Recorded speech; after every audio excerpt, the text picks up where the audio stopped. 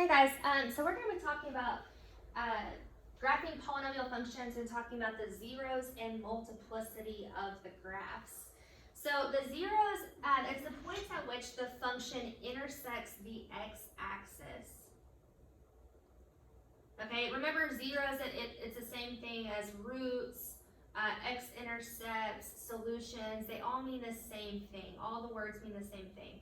Okay, a polynomial function of degree n can have at most n real zeros.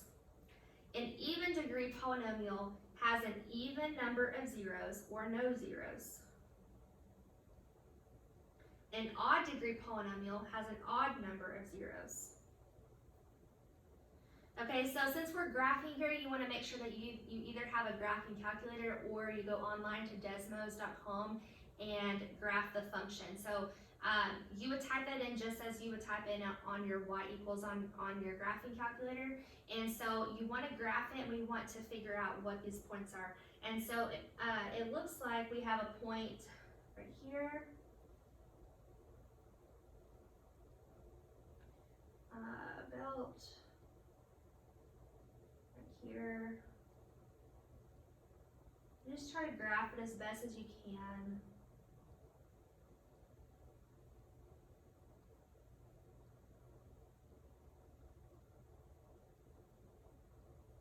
Something about like this is about what our graph is going to look like. Okay, what we want to be able to see though is where our graph crosses the x-axis at. That's our main concern. That's what we want to be looking at, is where are we hitting the x-axis. And we're hitting in 3 different points here. We're hitting at the points -2, 0,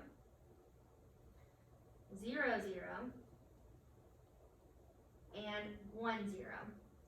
Okay, so the way that you write this, because we have more than one point, we actually have a solution set. So we say x equals squiggle brackets, and we want them in order from least to greatest, so from left to right, -2, 0, and 1. And those are our zeros right there. It's our x-intercepts. Okay, number 2, same thing. So you want to type that in, and we want to get our points. Okay, so our graph is going to look something like this. Let's see.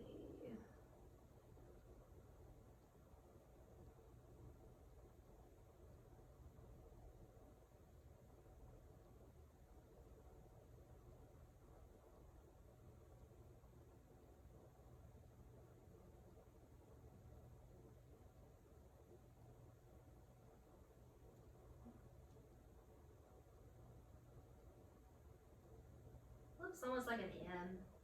Looks kind of like this. It doesn't have to be exact. Just make sure that you're getting the correct x-intercepts, correct zeros here. So it looks kind of like that. So we're going to cross here at -1, 0, 1, 0, and 3, 0. So our solution set, x equals squiggle brackets, -1, 1, and 3. Okay, and that's our answer. All right, on the next part, it says the linear factors of a polynomial reveal its zeros. Linear factors can be found by writing the polynomial in factor form. Okay, so we've got to factor this. Okay, so the first thing you want to do, we'll think back to the last unit, right? First thing you want to do is, do we have a greatest common factor we can take out of all of these? Okay, is there something that's the same in each term that we can take out? We can take an x out of each of those. So when we do that, x cubed, take out an x, you're left with x squared. -2x squared, take out an x, you're left with -2x. And -15x, take out an x, you're left with -15. Okay, so then, ignoring the x right here, can we factor this? Do we have numbers that multiply together that give you -15 and add to give you -2?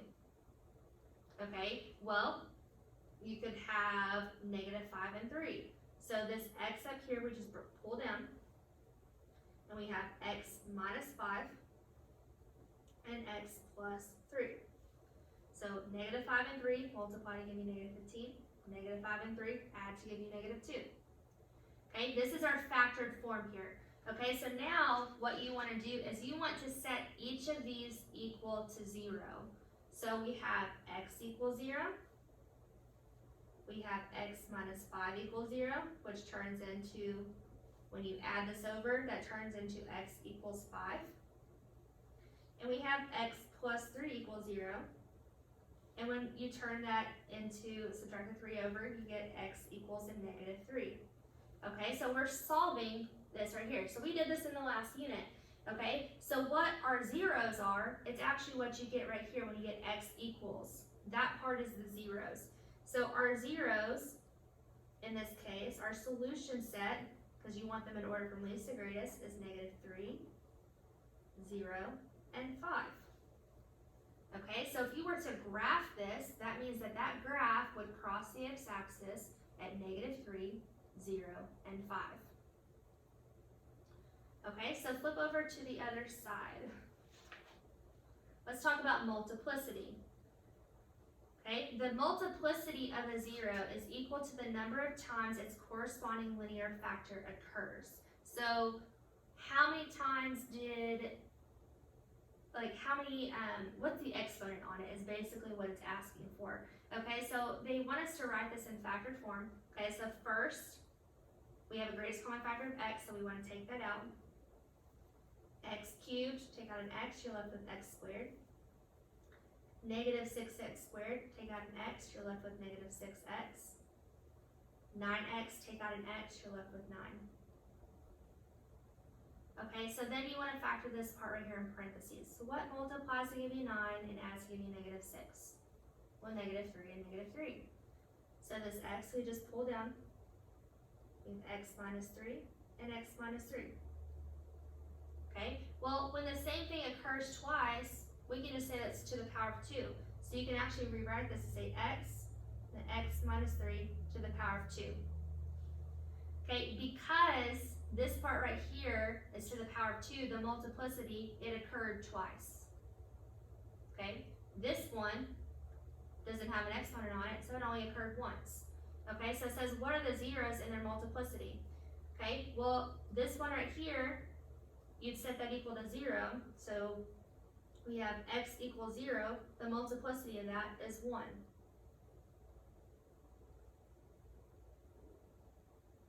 Okay, this one, you set this equal to 0. Okay, so x minus 3 equals 0. Well, to solve that, you have to add the 3 over.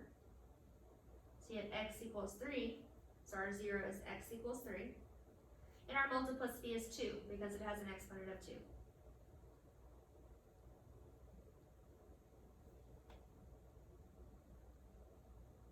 Okay, so that's what zeros are, and then the multiplicity. The multiplicity is just talking about the exponent.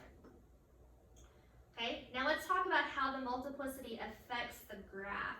So this right here is the same exact equation that we just did up here, but this time you're just going to graph this part. So on your Desmos, if you'll graph that and get the points, so it's going to look something like this.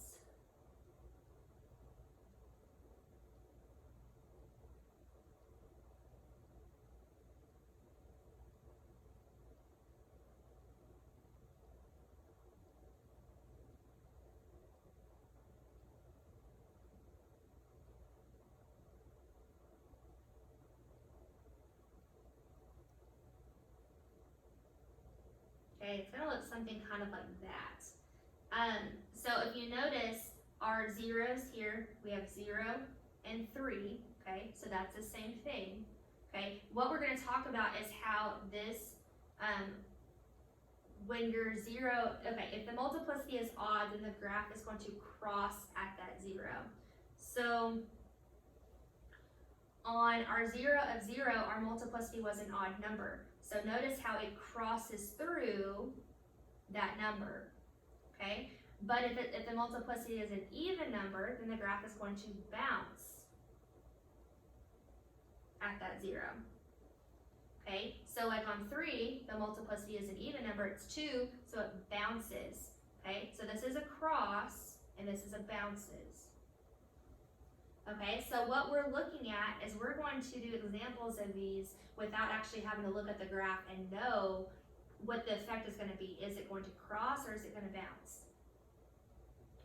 Okay, so it says identify the zeros and state their multiplicities, describe the effect on the graph. Well, this is already in factored form for us.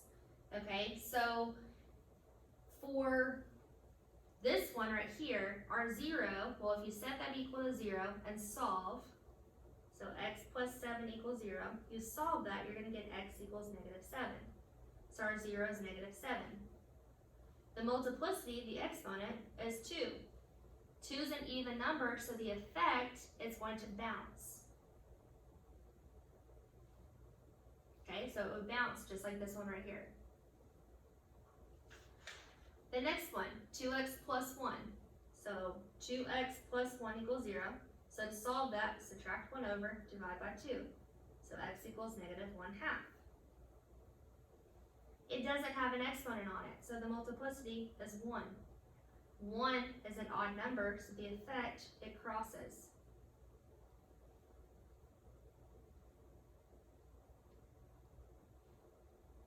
And then the last one here, x minus 4 equals 0.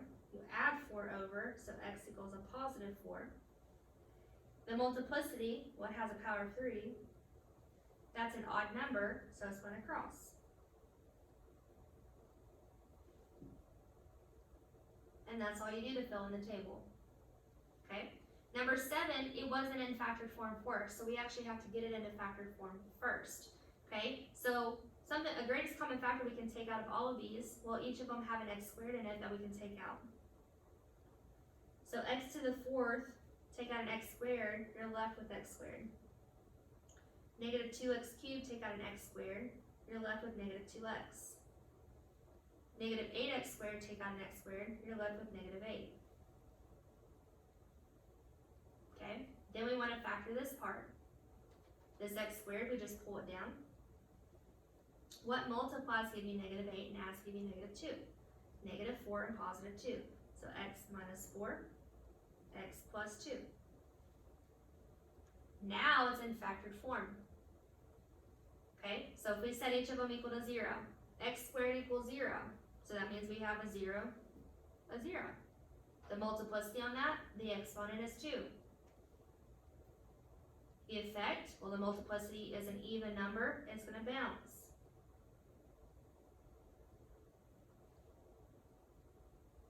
The next one, x minus 4 equals 0. Solve that, you get x equals 4.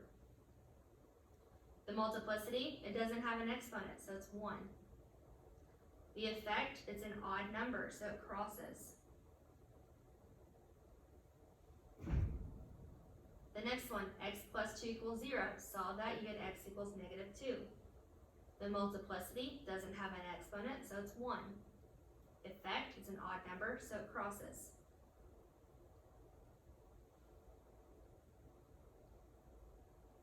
Okay. Number 8, a polynomial function has a 0 at -6 with a multiplicity of 2 and 2 with multiplicity of 1. Write a polynomial function in standard form that could represent this function. Okay, so if the 0 is -6, so x equals -6. If we were to turn this back into a factor, that means we want to move this over to the other side. You'd have to add it over. So that turns into x plus 6. It has a multiplicity of 2. Okay? This one right here, a 0 of 2. To move this back to the other side, it turns into x minus 2. Has a multiplicity of 1. So do you have to write an exponent of 1? No. Okay? So our function here is x plus 6 squared and x minus 2.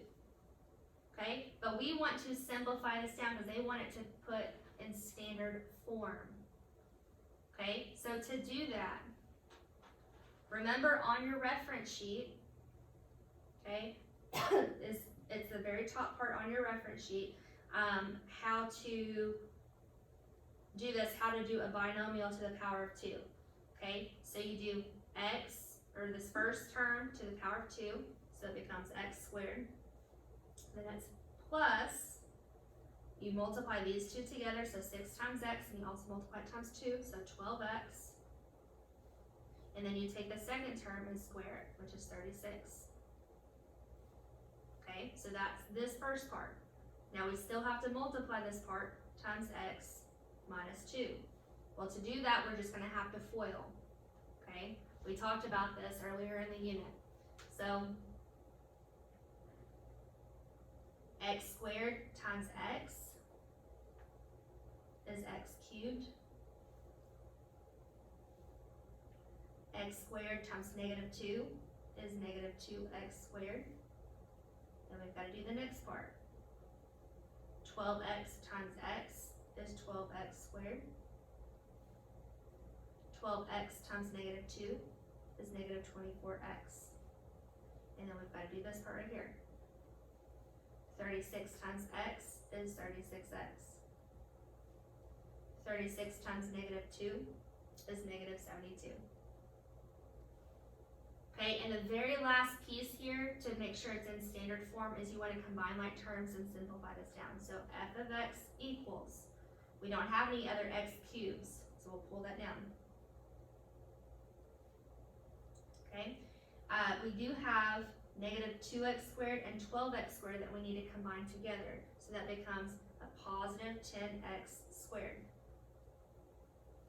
Then we have a negative 24x and a 36x that we need to combine together, which becomes a positive 12x.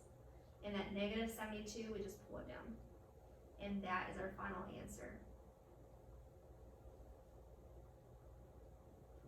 Okay, all right, let's look at the characteristics of a polynomial function. So this chart right here, we're just gonna sum everything up that we've talked about on the graphing. So some of the stuff we talked about right before spring break.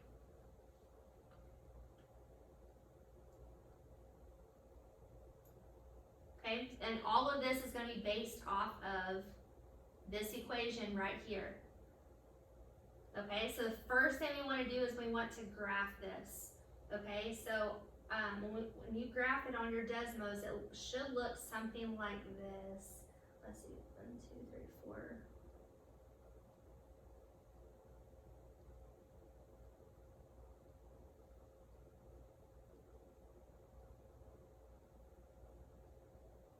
And it's not going to be quite exact, but something close.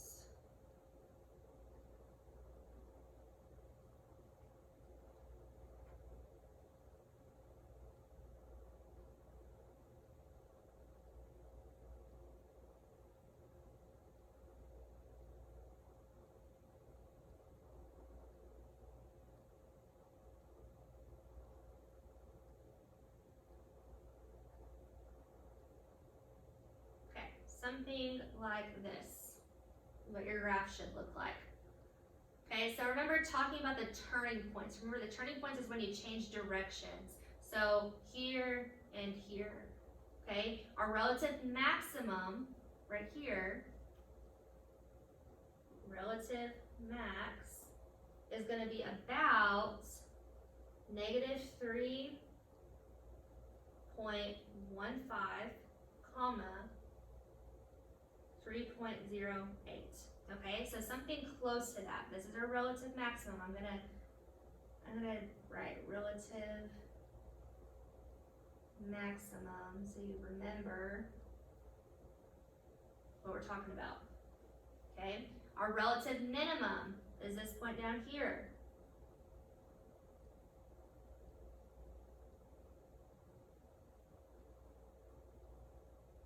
Okay, our relative minimum is going to be something around negative 0.85, comma, negative 3.08. Something around that. Okay. The increasing intervals, remember increasing is when it's going up at a positive slope like this, and remember when we're talking about the increasing and decreasing intervals, we're only talking about the x values. So x values, that's all we're talking about.